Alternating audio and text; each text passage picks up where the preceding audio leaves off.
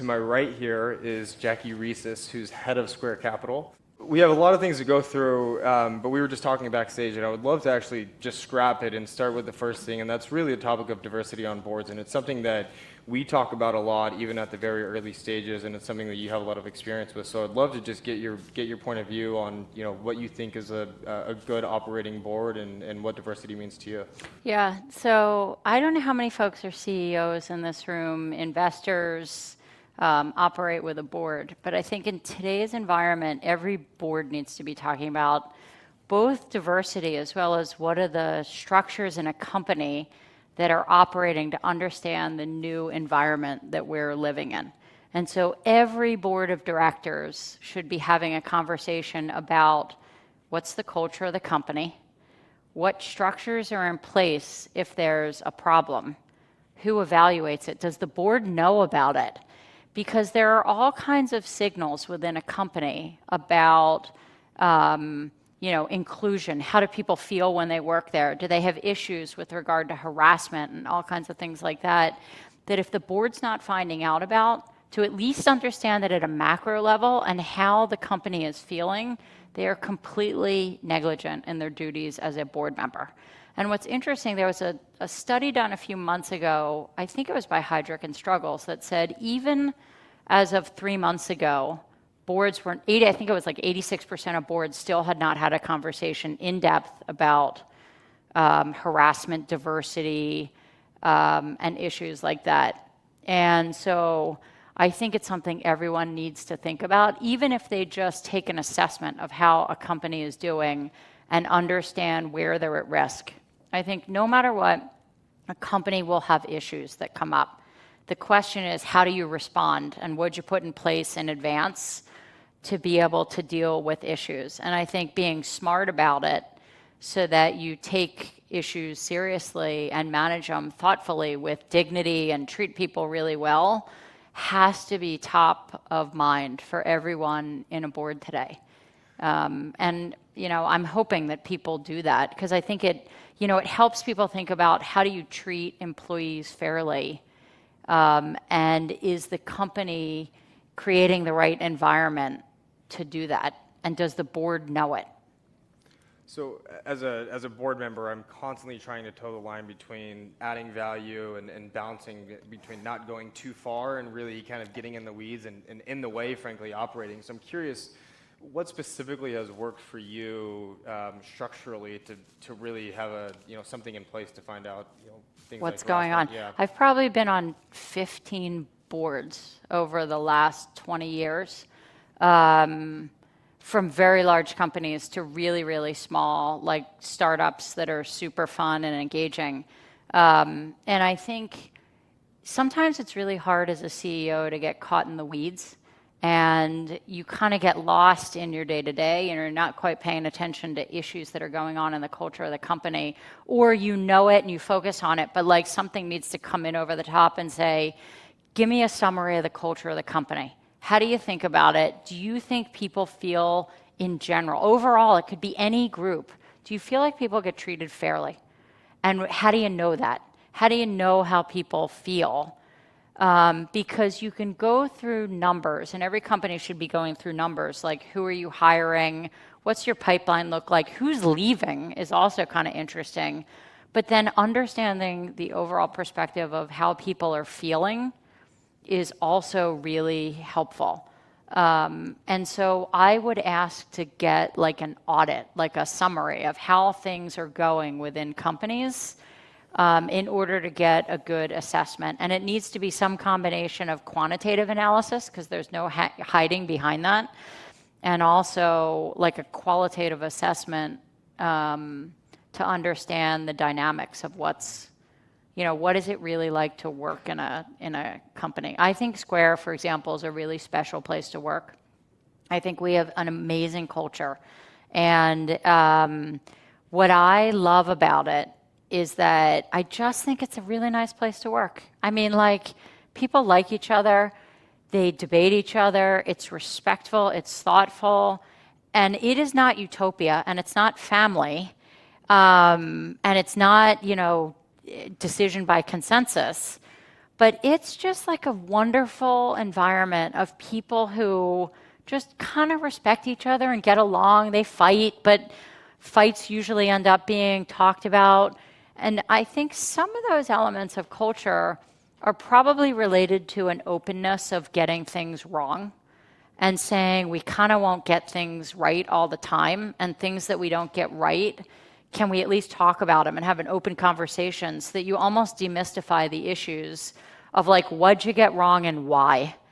And I think that's such a critical issue for every company to go do a retro on, like, what did you get wrong? And it's not just an engineering practice where engineers do retros as ordinary course when there's a failure.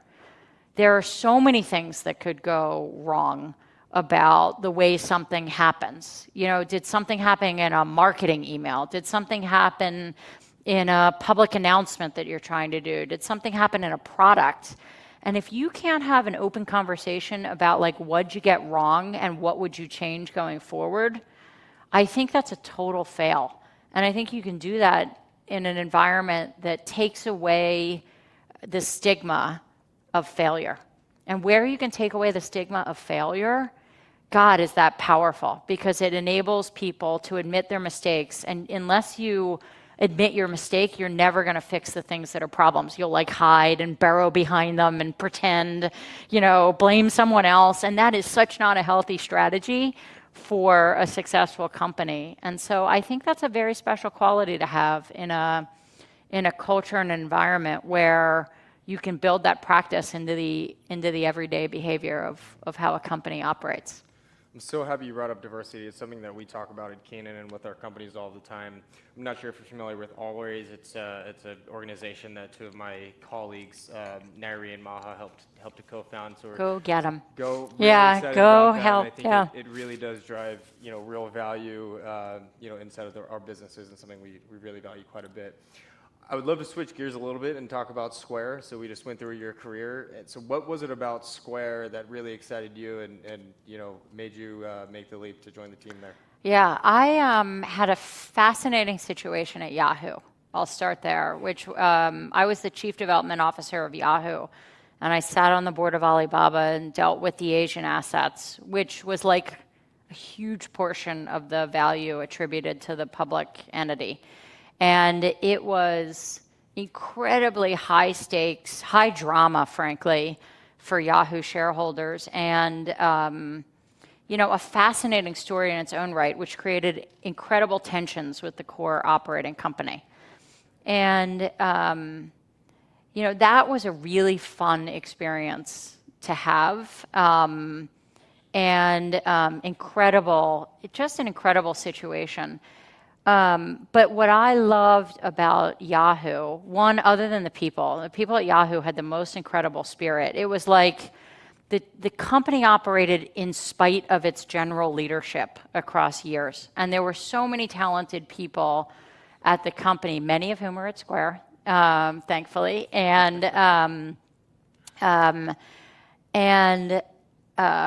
So the culture was fun, like super fun. And there was an incredible amount of like once-in-a-lifetime experiences at Yahoo. And so leaving, I wanted to find a place that was just fascinating and that I was going to learn. I spent 20 years working on Wall Street investing and really wanted to work for the sheer intellectual interest of what's next and what's interesting and like what would be the next fun challenge. And Square is such a standout, even before it went public, of a team that's absolutely incredibly powerful in their intellectual curiosity, horsepower, and ability to function as like a successful team that really wants to be introspective and thoughtful about how to create generational change in the financial community. You don't find those opportunities in that many places. And if you query a lot of the leaders at Square, we all want to find like cataclysmic change in the financial industry that changes the way a lot of business is done. Like I focus on small business lending, and how do you change the paradigm of small business lending, which is so broken for little companies. And what I run is totally changing the paradigm of how little companies can fund themselves. And we're now, I think, the largest small business lender in the country by number of loans we've issued. And it's about 500,000 loans so far. That is not a small number when you compare us to anyone else out there. But Square, I think Jack is a very special person. I think he's a very special, introspective leader who's fun to be around because he's super curious and wants to change the world and do it through the eyes of financial inclusion, which you can only be inspired by that passion and want to be a part of it. And so I thought that opportunity was super fun. And when I started at Square Capital, it was like a few people.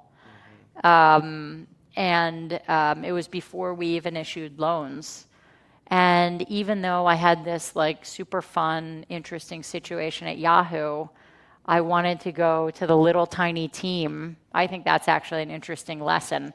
The little tiny team that no one had really incubated and started to build, and I wanted to be a part of it and help build it. I frankly feel very privileged to work there. Absolutely privileged. I feel very privileged to work with our team and to be a part of it because I just think it's a very special company. I think some of that passion that you're talking about really leads to continued innovation. And one thing that I find fascinating about Square is you actually track in your filings the revenue from new products every quarter. And that number continues to grow. And so I think it's core to the DNA to continue to reinvent yourself. Can you talk a little bit about how that actually exists internally and operationally? Yeah, there are multiple ecosystems that sit at Square today. We started with a seller ecosystem built around payments and point of sale. And it's now evolved to a core consumer ecosystem built around Cash App, and also an evolving ecosystem built around employees.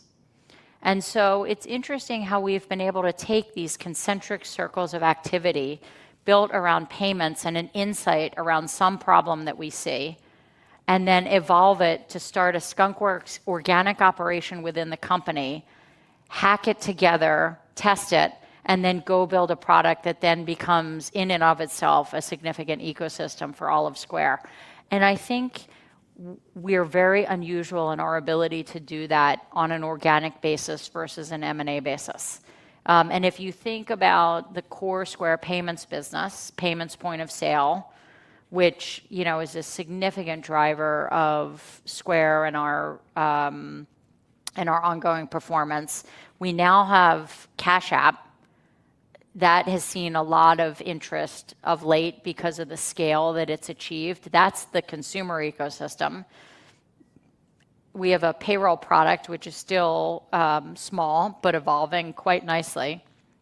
And even products like Square Capital, which goes outside of core Square, from its own growth and scale, in our own right, we're this incredibly successful, very large operation that could be a standalone business in its own right. And I think being able to foster and innovate in so many dimensions, I think speaks more to the culture of innovation, culture of accepting failure, culture of being able to test, culture of kind of hanging on and trying to get products to a point where if you see market acceptance, you want to kind of let them thrive over a longer period of time. And I think that's what you've seen at Square, and that's what you'll continue to see, which I think is why you've seen accelerating growth over the last few quarters. Mm-hmm. So the company started as a software and hardware business, and at some point in time decided we're going to become fintech, and we're going to go and offer financial products. Can you talk a little bit about the decisions to do that, the pros and cons of filing a charter, and maybe you can give us a little bit of color on the charter that you filed and withdrew recently? So the charter, we're trying to get a banking license. It's called an Industrial Loan Corporation Charter. There hasn't been one issued in, I think it's now 13 years. And the last one that was attempted before this recent spate of filings was Walmart. if anyone remembers that controversial set of issues. We think, today the way Square Capital works is we work through Celtic Bank in Utah, wonderful partner of ours, and Celtic Bank underwrites our loans. We facilitate the loan, but they are the bank that sits behind what we do. And the money is actually dispersed from Celtic Bank. There's a very standard formulaic process that we have worked on and developed in order to be able to make this happen and facilitate the loans that we do without a banking license. So we now have issued over $3 billion of loans, and we are not directly regulated by the FDIC. And so our point of view is, given our scale, we'd actually like to have a direct relationship with the FDIC. You know, across Square, given the breadth of the company and the history over the past 9.5 years, we're a highly regulated business across a lot of functions, money transfer licenses, the way we operate with a lot of bank partners. We should be working directly with the FDIC in order to facilitate the loans that we issue. And so even though the process is incredibly lengthy and cumbersome, we believe that we'd be better off having that direct regulatory oversight so that we are engaged in the conversation directly with the FDIC. And so we went down this path to try to do something that no one's been able to do. We think we have an incredible, incredible story. Like, if you look at Square Capital and who we serve, we think we're very unique in the United States in that our average loan size is $6,000. 54% of our loans go to women, 37% go to underrepresented minorities. And when you look at the size of the businesses we serve, you could literally walk down the street in San Francisco and it is the bakery, the hair salon, the dentist office, the restaurant down the street. These are not businesses that walk into a bank and are able to get a loan.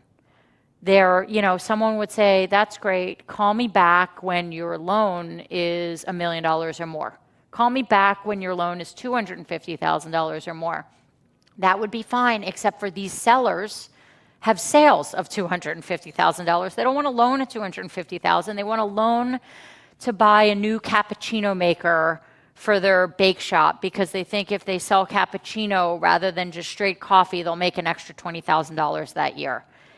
Like, you could replicate that story 1 million times over across the United States. And these are sellers that can't walk into a bank and get service. And so we have a product that, because it's tech-enabled and almost completely automated, we can issue loans like that and facilitate that transaction at a very low cost and issue a loan as low as $500, that if you're a bank, the person's time standing there was probably worth $10,000. You can't issue that loan profitably. And so technology has enabled us to do something that other people can't. And between the data we have, the relationship we have, we think we're able to provide a product that's remarkable, that's extraordinary for people who are completely underserved and locked out of the financial system. And I do mean locked out of the financial system. If you ask most of our sellers, they will say, I think it's like 74% of them will say that they can't get access to funding anywhere else. And so as it relates to the ILC, you know, our goal is really just to be directly regulated. That's it. We right now work through a bank partner, and a bank partner we love and respect and have a great relationship with. But we're at the scale where we feel like that relationship should be direct. Mm-hmm. And so we're trying to go down this path. And I don't know what will happen. We're working with the FDIC. We're working with Utah DFI. And so we're hopeful. But, you know, I think we have to prove ourselves to regulators. I feel very comfortable that when people come into Square, because of what's been built over the last 9 years, there's such a strong commitment to compliance and controls, and the way we operate is so professional and thoughtful and respectful of, the traditions of what exists in the banking system while still having technology and data science that's super cutting edge. And so we're hoping we can bridge that path in the regulatory system that's different than a lot of companies have been able to do. Mm-hmm. But I don't know. We'll see. We'll see. What I love about the Square story is you look at a bank, the relationship really is just fundamentally the loan. That's the relationship. With Square, it's so much deeper with all the products that you just mentioned. Do you feel like it's a fair assessment to say that your merchants actually look at credit fundamentally different and as a product as opposed to a loan that you walk into a bank and get? Yeah, our sellers are focused on day-to-day cash flow. I had a fascinating moment. I live in Woodside, and there's a restaurant in a shopping center, actually in Palo Alto, and the restaurant had at the very bottom of their receipt 15% off if you pay with cash. And I was like, you've got to be kidding me. There's no way this restaurant can survive. It was Calafia. If you all know Calafia, it's the chef from Google who opened up a restaurant in Palo Alto. I'll just make it very specific. It no longer exists, which kills me. They should have used Square. We could have helped. So this restaurant was giving a discount, 15% for cash. And I said to him, I literally was fascinated by this. Like, that's a killer. So when I inquired about why they did that, what they said is at the end of a weekend, they can't pay out their bartenders and their waiters in the way that they need to and get enough cash flow in order to be able to invest, to be able to buy the resources they needed for the weekend. And they were kind of in this weird cash flow cycle where they needed a loan to get through that environment and be able to help grow their restaurant, do market, there were all these cycle dynamics that they needed to do, and they just needed like the break in order to get to that dynamic.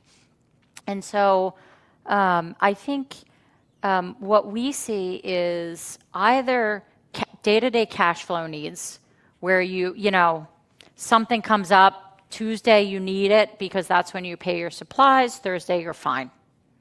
And that comes up. Investment, you're a food truck, you want to open up a restaurant. How do you do that? Food truck's incredibly successful. You're not walking into a bank. So bigger investment beyond just core working capital. And those needs are kind of core to helping to build a business. When we query our sellers again, they say that 80+% of them will say that they use their Square Capital loan to help them grow. And then when we look at growth trends, we see that sellers that take Square Capital loans grow 10% more than sellers who don't. And so I don't know whether there is a causation, but there certainly is a correlation between that data when you look at businesses that invest in their business and are helping themselves grow, either to get through like a cash flow cycle or to help build a business.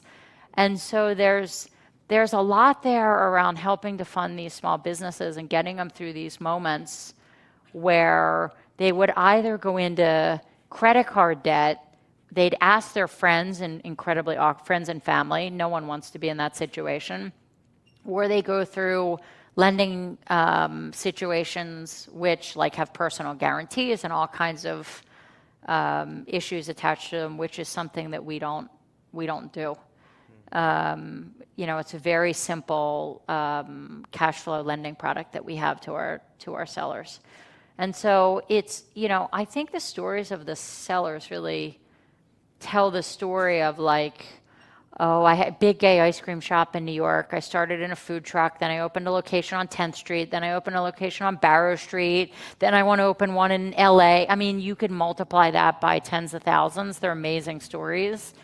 And it's not like they're going to walk into a big bank and say, my truck that I deliver flowers in needs to get repainted. Can I get a loan for that? My cappuccino machine broke down and I'm only selling straight black coffee as a result, and I need $2,000 to buy the fancy Italian coffee machine. You are not walking into a store or into a bank and getting a loan for that.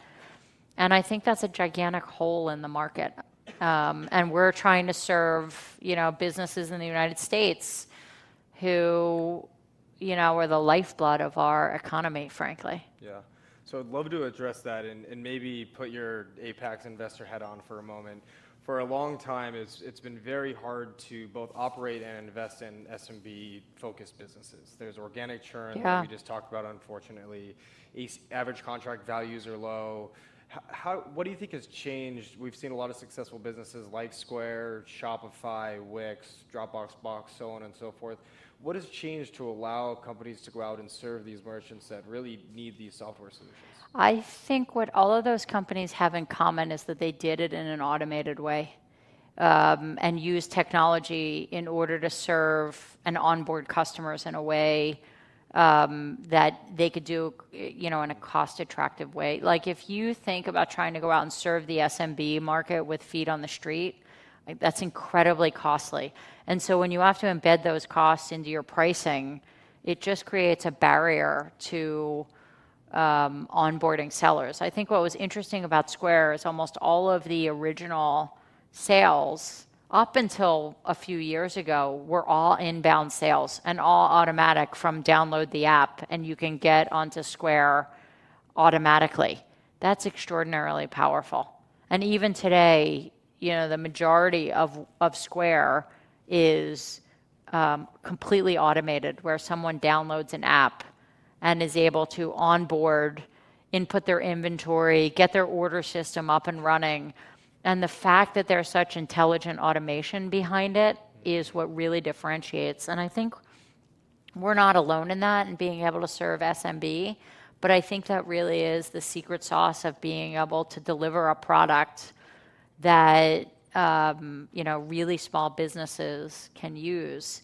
Even with the original Reader, the original apps, all the way up to today, our most complex, restaurant point of sale, retail point of sale, our developer products, these are all things that could be downloaded or coded by someone without any support whatsoever. And so I think what we get right is around the self-serve, the elegance, the simplicity, the ease of use, where it takes a consumer experience and transports it into a enterprise-level product. And I think that's the special sauce that makes a lot of the Square products stand out. We won a design award last night. Jesse and Ben from the hardware team won a design award from the Industrial Design Society or Association for the new Square Register. It's gorgeous. I mean, to say that a cash register is absolutely stunning and gorgeous and wins a design, it's a cash register, but oh my God, go look at it. Look at the color of this machine. Look at the paint that's there. Look at the way the screen works. Look at the edging. It has so much detail associated with an enterprise product. And the alternative is like the brown thing with the saran wrap over the keys so that you keep it from getting dirty. Or like keypads that are like super kludgy and ugly. And you look at that and you say like, God, that's a good looking product. And I think the hardware team, when you look at something like that, they sweat the color, they sweat the corners, they sweat the box. Like when you take it out of the box, what does it feel like? And then go look at some alternatives and say, boy, did they sweat the box? I don't think so. And I think that's part of what makes it a product set. And I think software is done the same way, but the hardware is so iconic that it really sends a message of elegance and ease that I think is kind of very special. And I think that's part of the secret sauce of the products. The other challenge in SMB is acquiring merchants, and I think you just acquired a couple, 50 or so merchants. If anybody wants, download Square Point of Sale. So I have one more question, and then we'll open it up to the audience, and I think we have mic runners, so raise your hand if you have a question for Jackie. So you've clearly made a habit of looking around corners your entire career. So my question for you is what's exciting to you right now in technology? What's next for Jackie? Well, What's next for me? Nothing. Let's do exciting first because we already know Totally it's Canaan. happy, live in Woodside. My kids are good. Um, you know, so I'm fascinated by two issues right now. They're not technology issues, but I am totally fascinated by the macro trends behind two things. One is water rights, and one is cannabis. And on water rights, I think, given the environmental changes that are happening, I think water is going to be 50 years from now. People who own water and the ability to access water will be sitting on gold. And I think I'm trying to figure out how water rights work and where there are investment opportunities across water, because that feels like something that's kind of fascinating right now. And then the second one is cannabis. You see it across states that are even very red state, and you'd think that would be averse to the belief that cannabis should be something that would be legalized. I think states have seen the opportunity as it related to tax revenue. And the research suggests that cannabis is not something that has habit-inducing problems that other drugs that have historically been illegal have. I think the evolution of what the cannabis business looks like in the United States will be extraordinary. And whether that be cultivation licenses or facilitating payments, it's still federally illegal to facilitate payments in the United States for cannabis-related activities. I think over the course of the next 10 years, that will all change. And I think it's a really interesting place to be. I invested in a company a few years ago in Nevada that's like cultivation facility and a dispensary. And the business is just extraordinary, absolutely extraordinary, even in the face of an environment where you're actually not allowed to use the banking system. And so these trucks pull up, like these Brinks trucks pull up to the Federal Reserve in order to exchange money. And like you have to pay your employees in cash. Like there are so many things that are so illogical right now as to how that business operates that I think, they're illogical because of the law. I shouldn't, they respect the law as it's written, but I think as the law evolves, that is an incredible business opportunity. And so those are the things that I'm fascinated with personally, beyond like core cryptocurrency, which is fascinating in its own right, like the thought that there doesn't need to be a sovereign nation to control currency. I absolutely believe that to be true in the world of technology, where boundaries of countries are dissipating as it relates to global commerce. And so cryptocurrency feels like the currency that helps facilitate that. And then we need things like preschools, and motherhood and apple pie stuff, where like we're woefully underserved in preschool education, but things like that feel like more political issues than anything else. Amazing. Questions from the audience? We got one right here.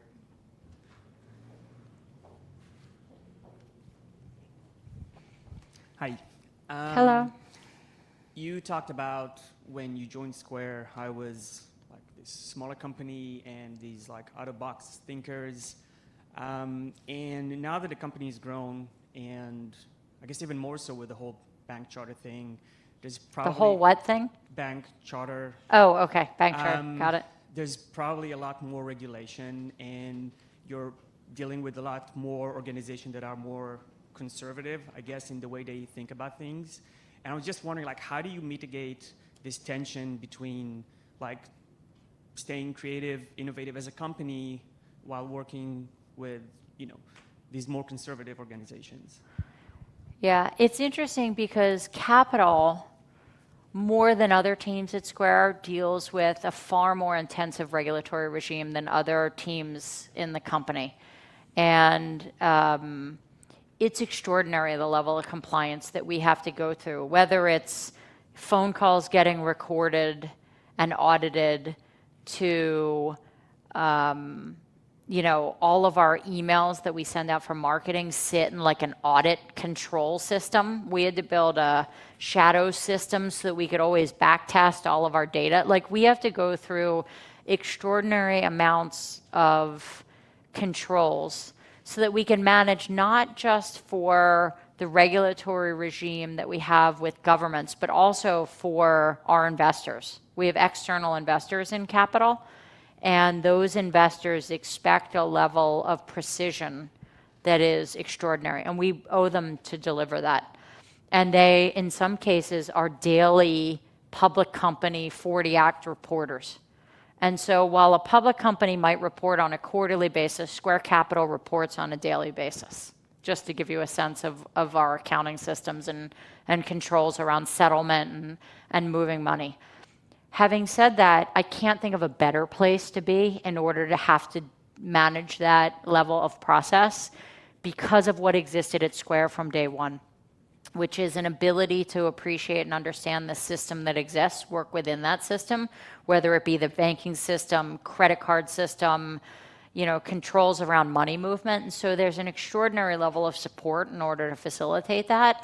And also a level of appreciation for the types of risks we need to take and how to take them and what mindset we should have in order to explore problems around the things we deal with every day.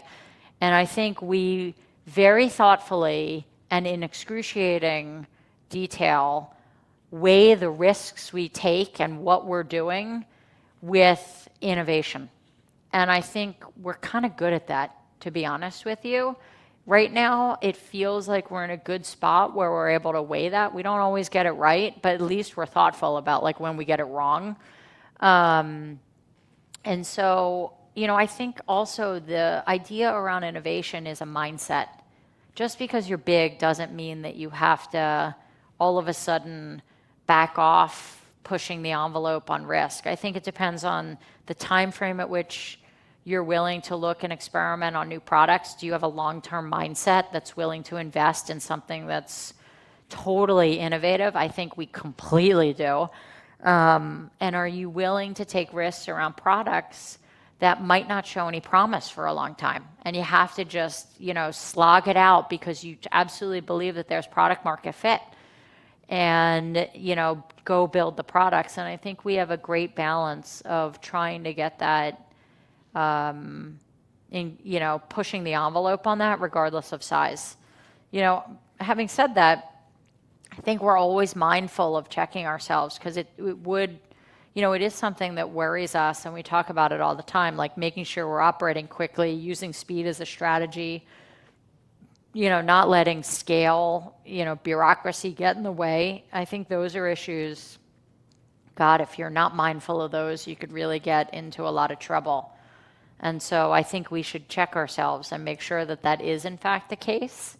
There are a lot of things that work though to kind of manage that. Like, people can say anything from any level of the company and comment. So when people see things like that, they kind of comment on it. And things like that are kind of nice to have within a company. The idea around failure that I talked about earlier. And so where you create structures like that people can talk about failure, you can push the envelope, you create long-term growth opportunities, it creates a nice environment to try to mitigate what size has done to a lot of companies. Because I agree with your meta point around like, does size hurt a lot of innovative companies? And I think so far we've been able to use some of those strategies to keep pushing as aggressively as we can. Other questions? One more over here.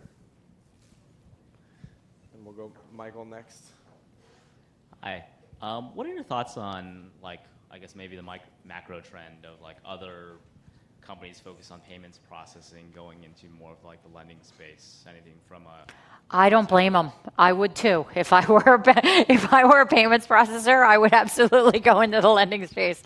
It's a really hard business, though. It is not for the faint of heart, and it's not as easy as it looks. But I think it's a very interesting data set that has proven to be very useful for lending. And the question is then, how do you both use the data set and use the relationship you have? Because data alone will not create a magical lending experience. Data alone gives you a signal of revenue growth. And so I do think it presents an opportunity. The question is, how do you use it? But I think companies that have interesting data have to pair that with the connectivity to small businesses in a way that's conducive to getting paid back. You know, it's really easy to lend money. It's really hard to get it back. And so, you know, how you do that has to be part of the remarkability of your product. And so I'm not sure everybody could do that piece, or it's not proven to me that everyone has proven to do that. But if I were in the payments processing business, I think I would explore it in extraordinary detail. If I had good data, I would look at it. You know, it's interesting. We don't look at competition and pay attention to it very much. We kind of pay attention to what products we have and who we're serving and what struggles they're feeling and where we could add value to the pain that they're feeling. And where we're going to add value to the struggle of one of our sellers is a place where we're going to find product market fit. It's nice that somebody else does that. It is a gigantic market out there. I think everyone in the market could continue to exist and succeed, and we'd all still find our place in the world. I think the market for underserved businesses is that big. And so, you know, we continue to feel like we have great products for small businesses, and that's going to continue to be the emphasis of what we pursue, because we think we can be the best small business lender in the country, bar none, because of the products, the relationship, the way we deal with the underwriting process, and the way we deal with sellers after the fact from a relationship point of view, the day that they accept that loan. And so we feel like throughout the life of the loan, we're a good partner to the small businesses we work with. I think we have one right here. Yeah, thanks to both of you. This was fascinating talk. You talked a lot about user experience design for kind of the seller, the small business owner, and how you think about the product, the loan, et cetera. And it seems to engender a different type of customer loyalty than maybe they would have with if the lender was a bank. So do you think about kind of moving and expanding the relationship to the SMB owner themselves and offering other financial products to them as an individual, like banking the individual? We do consumer lending, actually. We launched a very small pilot a year ago on invoices. You know, I think right now we've been really focused on the business itself, because that's the relationship that you see the cash flow and you see the return profile. You could see getting paid back. You could project what their revenue is.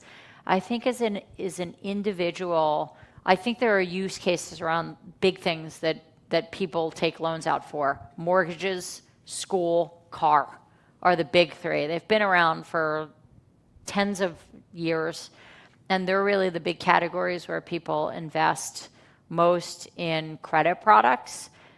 I frankly don't see us participating in any of those markets. I think we have so much opportunity to continue to evolve across how do we help small businesses themselves, that we could spend 20 years working on products like that, even as it relates to consumer lending, where we help our sellers grow because they have installment loans that their users use. And so that's really the area of focus we have, as opposed to other consumer credit products where other folks play. There's tons of room there, though. We'll do one more question. One here. How are you?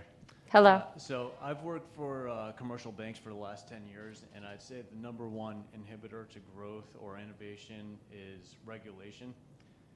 How do you view becoming a federally regulated institution or having a direct relationship with the federal regulators as being helpful to your business?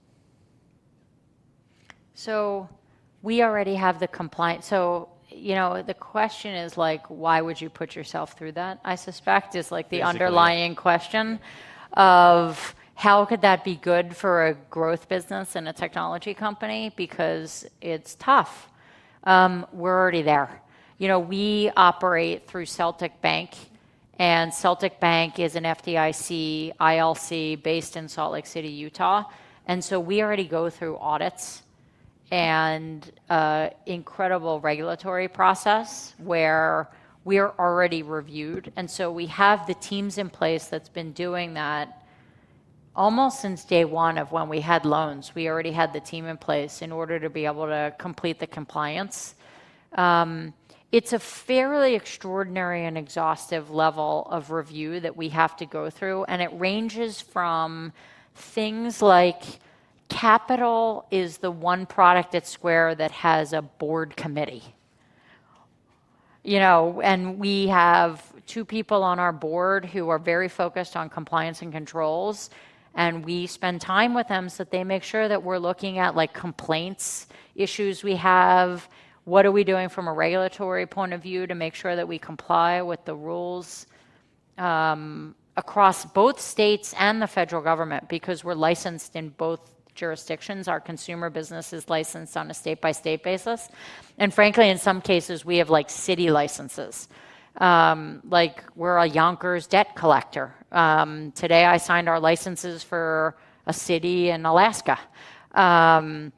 And so we have an extraordinary level of review at every level of the government. And we were prepared for that regardless of whether we have an official banking license or not. We will absolutely continue to maintain that level of compliance because we need it in order to operate anyway. I think, as a company at the scale we operate, that is not a place where you want to take any chances, do anything that lacks control. And so we work with our banking partners literally day in, day out. I might say we talk to them every day in order to make sure that they go through everything that we do. Like if we change the color of our website, we run it by our bank. If we change a word on what we do, we run it by our bank. We make sure they're fine with what we do. And I think once you get comfortable dealing with that level of scrutiny and you kind of make it a part of your thing, you got to figure out, there are things we're trying to do to make it better. Right now, we're in the middle of negotiating contracts to like extract some of that away where we've already taken care of it. But we do as much as we can to make it a really thoughtful process. And it doesn't even occur to us that that's an issue. Awesome. Well, thank you again to NASDAQ for hosting us, and thank you, Jackie, for really an extraordinary conversation. That was fascinating. Thank you so much. Thank you. Thank you.